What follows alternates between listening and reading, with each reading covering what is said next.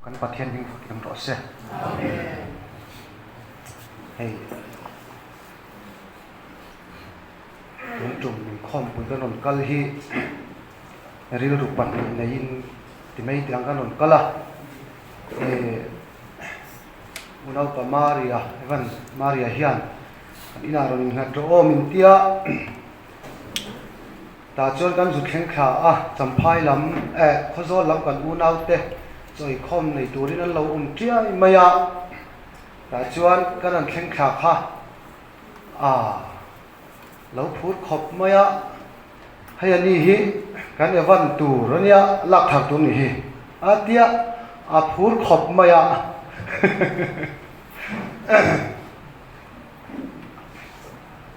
karon kalma kan in piak na tum thel thang ate kan ni hi atia miron sila alo soi dik ngot mai ka tia ni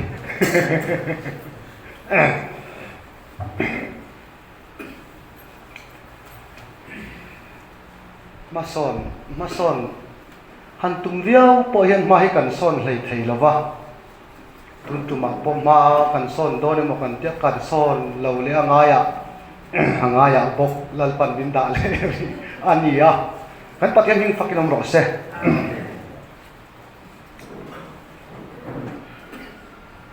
pathian thu chirna kan ne yange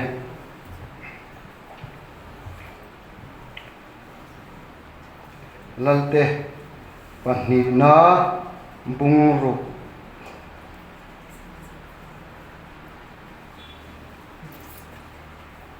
thui de lek hen chirange chang somni pani tang hian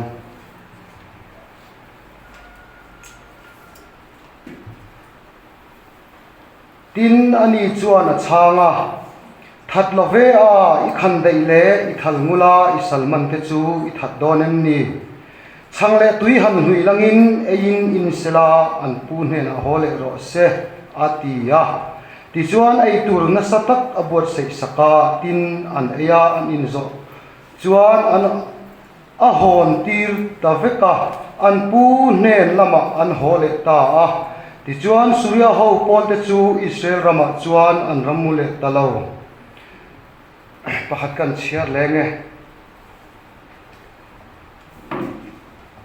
an thu pui kha rai bungruk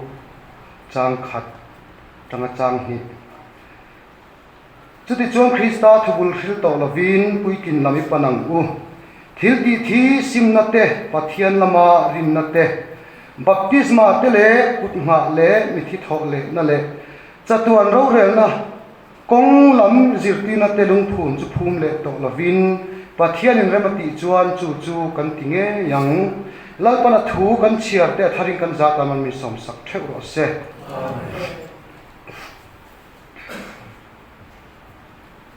ka khen lo na iti mai te ang atira kai nga lo na ni zan lama kariya ka kor hak tura kanan buai khopa chen pamunan akamis minan hak tira in me chuka intia ma ain kain me chuka tia amaro chu ka kor nin te len don si lawa min pek len don si lo wang khan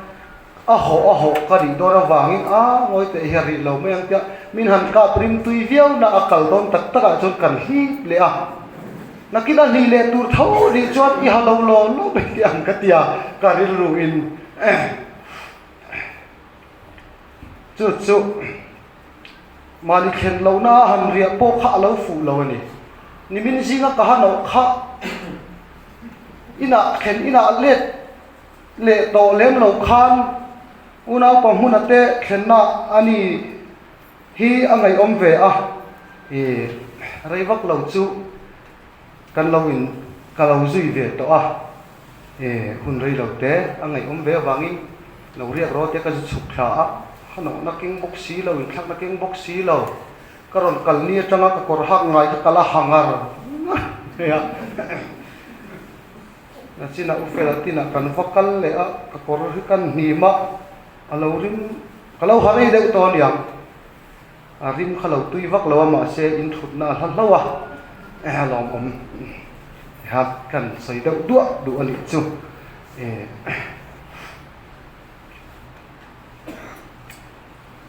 lachina kan pathian thu chiar kha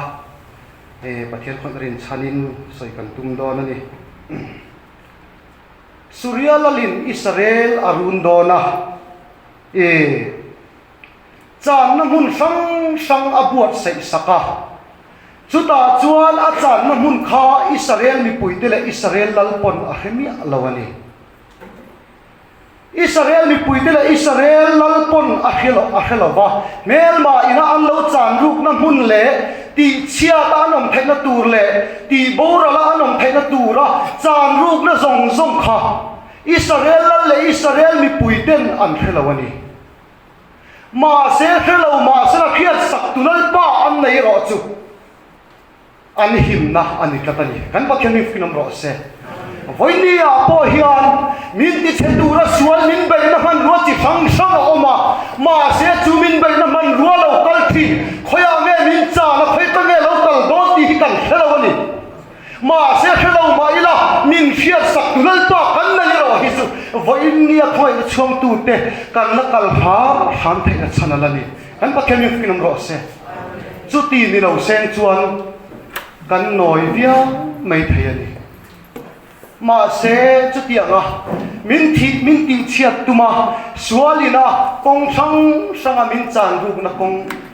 alo sia ma alo ruam man alo rem ruat zong po hi khiat sak tulal pa kan ne awang chaw him kan lo ni reng mai ta chuan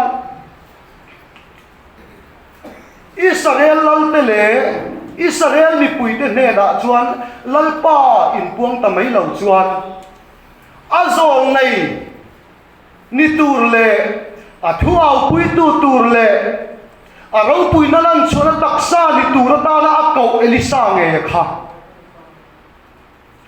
pathian in Israel mi puite le Israel lal hil tamai lo chuan lalpa ina akau chu elisa kha a hita a Sumi kami muna chon kal suang cho Surya sipai ho ran chang chenia adkia chuta chuan Israel lal chuan aring hlel deuh nge ni ava en thak tir thina ni a hrit na huna kha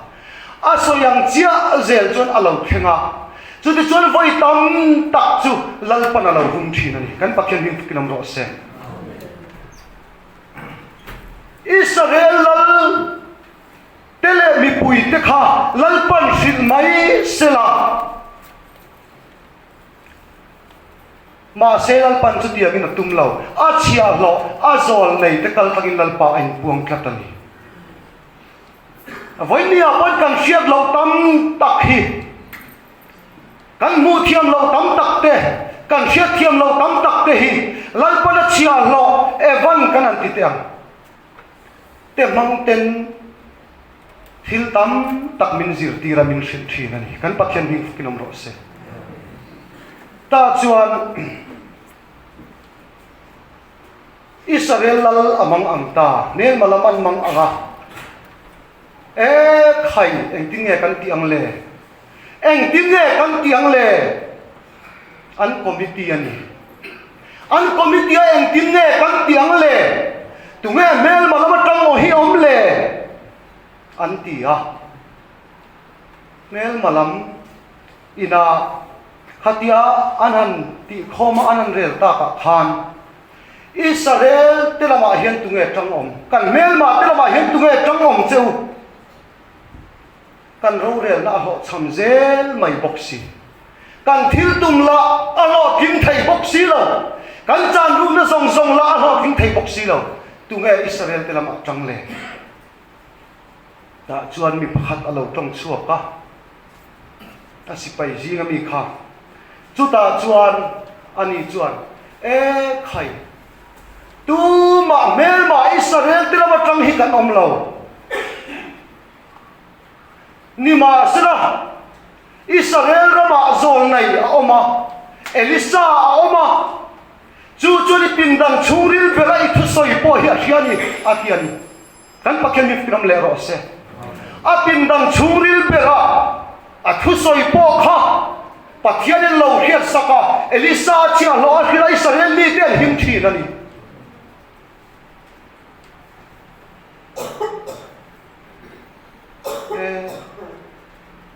kan ngai tu na le kan ril ru zong po hilal pan heve kani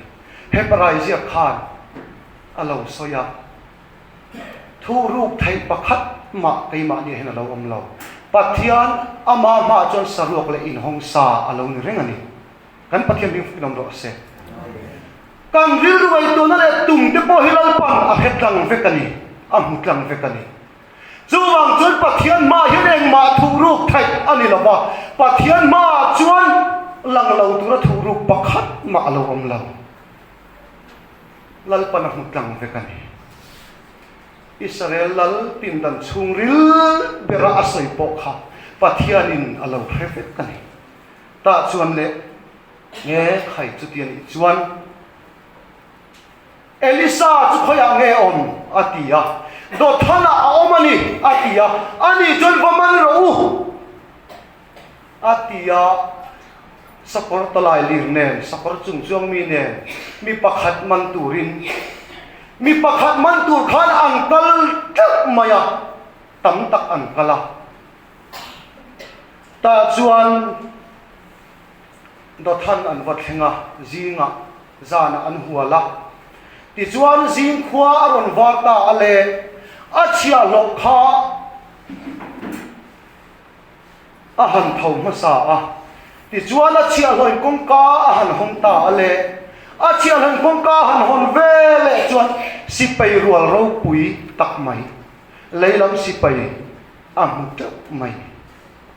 chuta chuan a mamang em mai a lau em maya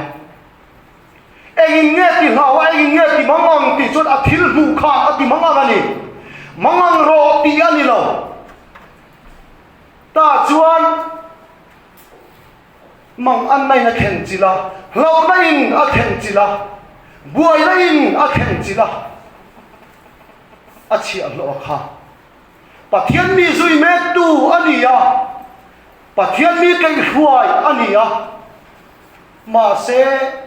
kai huai me kai huai na cham tu khan mang an na a chunga theng ta eng wangin nge khen ti chu a thil ton khan mang an na a khen ti ran chu ta chuan a chi a lo chu e khai ka pu thau ro khai thau wat te khai kan thi nge don ni hi ani hu dan le in khiat da na chuan thi nge na turin na in huwa ai fiat da na kha leilam da na chuan adik lo po ani mi lo ma se pakhat thil pakhat mu then anaya su nge ti chuan van lam thil alo mu mi lo ani man mo do nge man mo lo nge po ka lon bu nuai don chu ta chuan a chia lo hian eng wangin nge a hlo eng wangin nge mang ang eng wangin nge buai eng wangin nge ka thinge nge don ani ati na chan ti chuan mu tur dik tak ala mu ve lo wang alo ni reng mai ti chuan le Elisa chuan e khai va doi ve kai ni pathian mi kan ni a i va doi ve i doi e mai i thil mu hi ala dik lo ani hi chuwang chuan min sui ve lo mai ro chuwang chu kan zinga hi lo til ve lo mai ro i thil mu hi dik lo ani ka huang ila hu ve lo awangin kan zinga hian lo tel ve lo mai ro ati don emo katia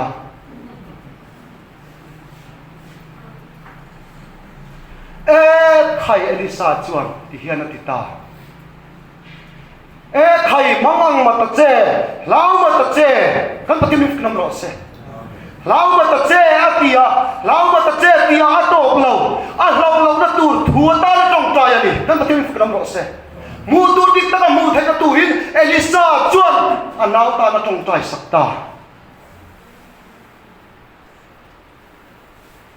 anau tan atong trai saka ni tai la khai imu ala toy de ni hi kati ve du mai thiani kati du karingani ma se ati mai kat lo mu tur dik ta mu thai na turin ni sa chuan lalpa ma pui thiam na tho puya lalpa ma ba na phang sakani kan pakhem nam ro se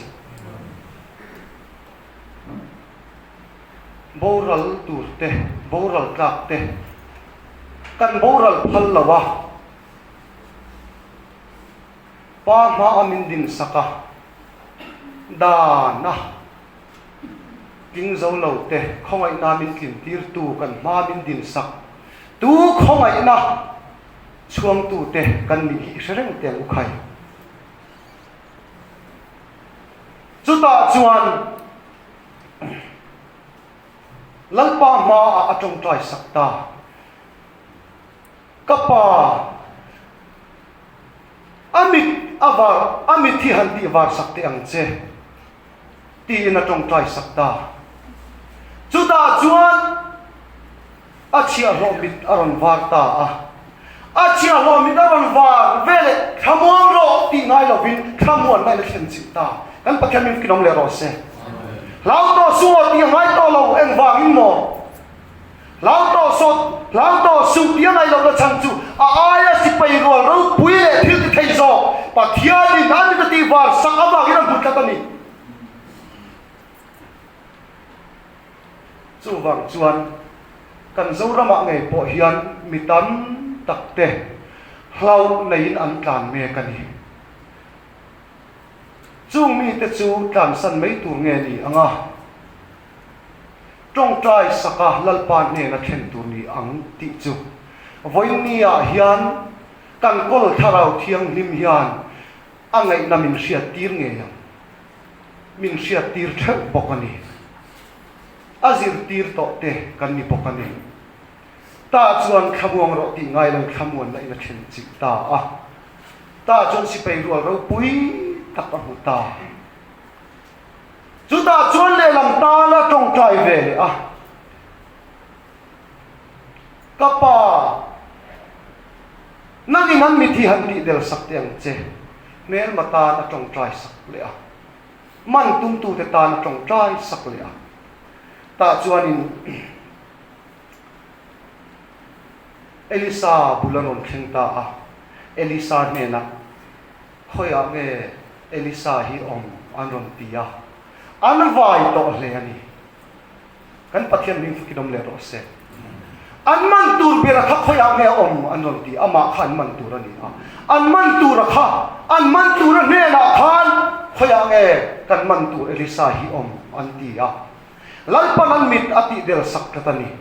voinia po hian kan la li suron kal chana kha mit varde mit tidel turle mit delte mit tivar turin a local ani zia asoyani chanchin tha zo hana khan chuwang chuan voinia hian kan mit kan ti samit po hi eden bo chiana ka kan mit kan pian pui mit po hi lalpa ti del lo chuan kan in mu dan hi afu lo je don hi kan peng lok te ang lai chai chok kan ngak to poka chuta chuan kan ti ri ngot chu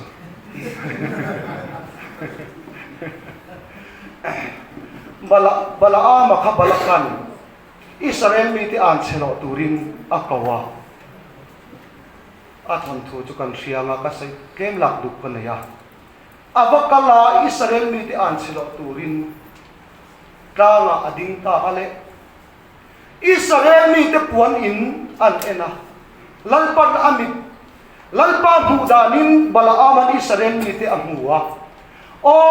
Israel mi te puan in chuvan moy tak kan pathimin finom ro se Israel hoa chun kholo na re aum lo kholo na re ta mu lo atian kan paken from le os en mitin nge en pa pathian mit ape akharau mit ape a ani re Israel te ko in khamoyam ni moi lo ek pul ro pui tak ni nei ne puan in mai ani ma se pa mu da na chun amoi tak si ni kha puan in kha chuta chuan Israel hoa kholo na re kak mu lo atia mala som ni maya chu bala am mu da mai mi ni lo pa mu da ni bala am Israel mi te mu mai chau zo kani kan mi kha rao mit min ti wa saka Krista min mu da na kan mu thai tur chuan chu chen chi tu tharau thiang hin chu kan mamo khop pani ani le kan ti le lokama Israel mi te khap kholo na an nei lo em mi Bible kan chiara kholo na nei an lu zian ham lu an ni zia polal para puan sakani apuan sak mola ma se an chero tu te la ka chuan kholo na mulo angin asoi te ya mulo in na soi ni me Israel mi dia kholo na renga umlo an puan in te chuan moi tak e ama khop mai kan puan in te kan in mu moi sak ve o te ka tia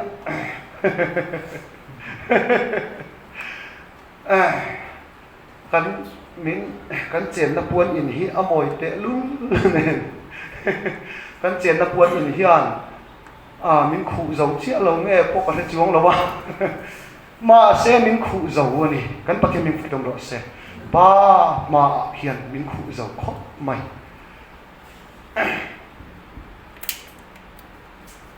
dan za ta nge ka din po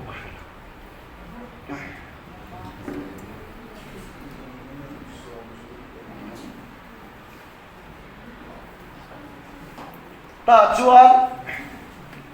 mel malam pang mit avai ve ta an man tur ber akha man tur hu in an hu to lo ti lum tur hu in an hu to tlat lawa eng wangin ti chon lalpan an mit ati an ti samit ati der sak khatani chu wang chuan mi pa ngai hu in an hu ve ta ro pui kati khop mai lai thu kan mi thi ti dang lam kan tharau mi ti dang lam ani lo chuan u le nau po hi in mu fu lo hi om tu maya chu a chiang tu te kan ni ta chuan Israel Elisa chuan khai lo kal ru hei chu kong ani lo ati kong a ko mu kong ko hua ti chuan lo ka lui mi man tur lama chung ka hua yang cheu ati ta mel ma te chu a huai ta ti chuan sama pul chunga a huai lu ta chuan pul chunga a huai lu ta a tong trai le lalpa an mi thi han ti men sak yang cheu ati le a tong trai le an mi thian ti vas kang che ti khana tong trai le chu ta chuan an mit aron var ta chu an daw te kul chunga an lo om reng mai an daw te kul chunga an lo him reng mai kan pathian ni tukam le ro se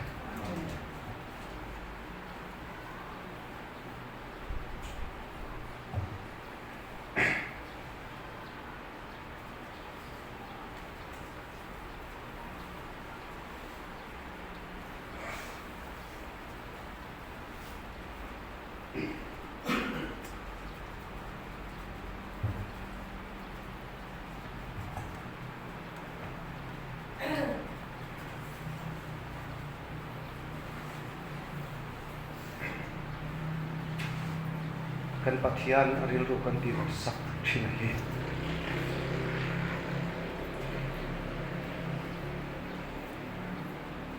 nun kan nei ma chuan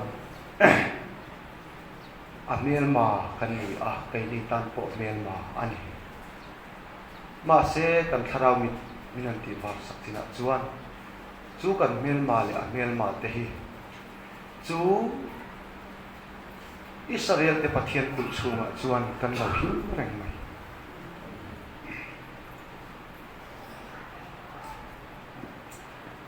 kan pathian ning kinom le ro se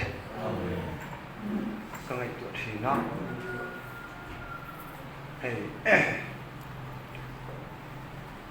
kanin mual phau po ani thawanga tun ma khan ti ve khanglang ila sangni pakhat kun ve khani ing ka sia no pang te kan ni ta chuan buar kor sin hian ai zo lak te lung laya te long tlai le sei ha policy pa te chon kal thina kan au ve lo thina ni buar kor sin hi tlom na ania ma sela buar kor sin chumpo hian alo tlom lo thei kho mai alo chapo thei kho mai ti hi thu tak nga tang chu na lo fi chu khatiang khop khan kan tui ve kan tui ve ma mi dang reng hi piang thar lo mu le pathian ram lut ve lo tur mu hian kan u fai mai ma se tu nu ngai ko chun za tha khop mai ei zo khopuya ma ni koi mo tul sang kan ni pel suwa chu ti lai kara kanan au lawa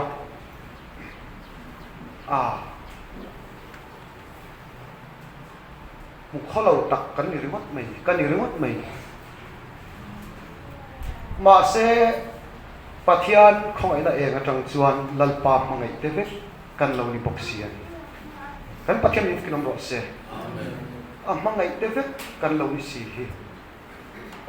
chu mangai bi ti nei mi lawa rual taka ro rela mangai na kutamin chen hi kan pathian ni kinom ro se ta chuan kan tui ve maya ma se tui ma ila pathiana chon om je nei lo alo ni tlak sian ta chuan na chira kan bible chang chiar kha kan pathian thu chiar kha Israel lal chon pathian ti kapa ka thatangem atita mel malokal lâu trang tu te lâu con là kha các thằng tăng em atia Israel là liền Elisan ikhan đây lệ Ithalini Salman te chui thằng mo thật love thật su khai thật lâu mấy rồi ai lệ in tu han bin langin ai sila an put in lama hong le ro se atiani kan pathian ni kinom ro se voinia po hian kan pathian ne na kan za dam takatan khen the tu ra ta na thika thito melma kan ni lai khan kan pathian min tinu ani kan pathian ni kinom ro se tha ka ti hun ka lek kan ni lai khan pathian melma kan ni lai khan kan pathian chon min ti hlum mai lovin kharau lam nei tur tak le in tur tak min lo hluya kan pa ne la dam ta kan ho le the turin ei tur in tur thu tak min lo hlui reng mai ruai ro pui tak abot sek sak ani ber mai pakhat kan peng le lokanga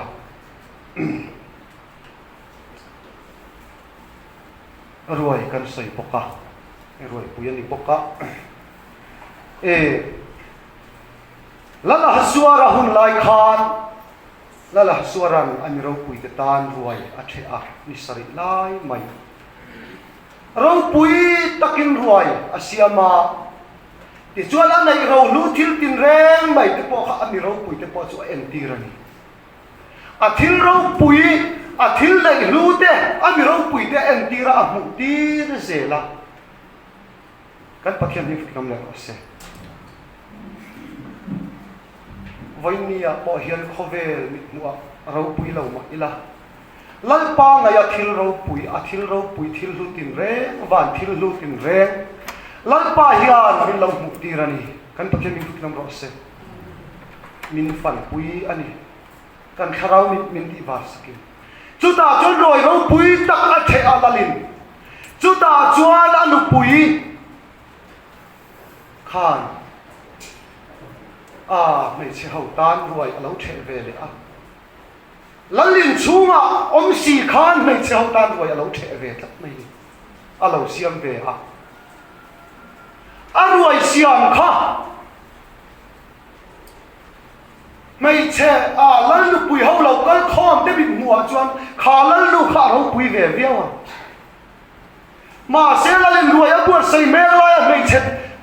mày sẽ bùi ta là mày chia bốc cái ruồi ở lâu bớt sẽ về để khá bôi tắc em vang nghe thì chuan lalin lal mai lan tu ra som ni à chuan ruồi bớt sẽ về vang lal pa anh lan thấy ta cắt lâu mày với ni à Krishna đi bắt nó nuôi à chuan cái ni mày chia cái ni mùi bún khá để mùi bọ này mà đi làm mày chia thấu cái ni hè mày chia mi sinh hiền lalpan ruồi khao lam ruồi ai tu tak la in tu tak bil hui fo lai po hiền kan ngai da le kan du da nin ruồi kan buat saya chu kan mày che pui te kan mi sinh pui te kan lui về le ze fo ni chu ka ngai da na ka din ni a chuan lal thu lo kheng awangin lalma ka din thei lo ni om fo thi na ni chu chuan mi ti bua ya ni chu wang chuan voinia hian kha lalu ina itite a ruai por sei kha ro pui ve ngota ma se ro pui le ma se pa chuan om ze nei lo thil ti thi a lo ni reng mai mày sẽ bùi tới bị mùa chuan ro pui ve ngota ma ro pui zia le ruồi buat say chung cha ma po khan an fak ve sangota ma sila lal ruồi buat say du tok lawa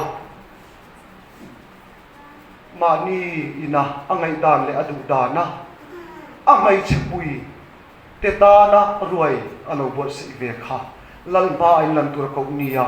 dal tu atling khatani chu wang chon pathian om zanei lo thi than em ngai viau ma se me tui viau ma se la ai tur tui viau ma se la lal pa chon thil ti thi alo ni thawani tha tak anga kan nei po hi ani na taka chuan thil ti thi mi hring atanga chuak ani chuan lal pa khen thil ti thi alo ni thawani kan thian kan vel mit pon ni mo ro pui le mai ti ma sila mi hring atanga chuak ani phot chuan pathian a chon thil ti thi ani thawani lalpara thu kan soite thari kan za tang mi som sam thro se